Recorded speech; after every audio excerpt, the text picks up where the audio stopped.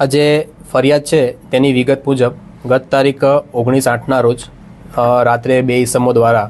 આજે સગીર છે તેને બોટાદ આરટીઓ પાસે મિલિટરી રોડ ખાતે લઈ જવામાં આવેલો હતો અને ત્યાં તેણે ચોરી કરી છે તેમ કહી અને પોલીસને બોલાવવામાં આવેલી હતી,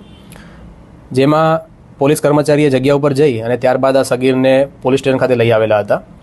અને ફરિયાદની હકીકત મુજબ ત્યારબાદ તેને ડી સ્ટાફની ઓફિસમાં લઈ જઈ અને મારવામાં આવ્યો હોય તેવી હકીકત ફરિયાદમાં જણાવવામાં આવેલ છે। આ બનાવની ગંભીરતા ધ્યાને આવતા તરત જ બોટાદ પોલીસ અધિક્ષક દ્વારા આ સગીરને કયા કારણોસર પોલીસ સ્ટેશન લવાયેલ છે તે અંગે ઇન્ક્વાયરી આપવામાં આવી હતી અને ખૂબ ગંભીરતાથી તપાસ કરવામાં આવી હતી, જેમાં ભોગ બનનાર પોતે સગીર વયનો હોવાથી તાત્કાલિક તેનું પોતે આપેલી મેડિકલ હિસ્ટ્રી મુજબ નિવેદન પણ નોંધવામાં આવ્યું હતું અને આ નિવેદનમાં પ્રથમ જે સ્ટેટમેન્ટ છે તેમાં પોલીસની સારવાર વિશે કે અન્ય કોઈ બાબતે આ સગીર દ્વારા કોઈ આક્ષેપો કરવામાં આવેલ ન હતા। ત્યારબાદ આ સગીર દ્વારા પોલીસ વિરુદ્ધ આક્ષેપો કરવામાં આવતા હોય આ બનાવમાં સંપૂર્ણપણે સત્યતાથી તપાસ થાય તે હેતુસર બોટાદ પોલીસ દ્વારા ફરિયાદ દાખલ કરવામાં આવી છે, જે તેની વાલીની હાજરીમાં દાખલ કરવામાં આવી છે, જેમાં બીએનએસની વિવિધ કલમો જેમ કે બીએનએસની કલમ 120(1), 127(8) તથા જુવેનાઇલ જસ્ટિસ એક્ટની કલમ 75, જેમાં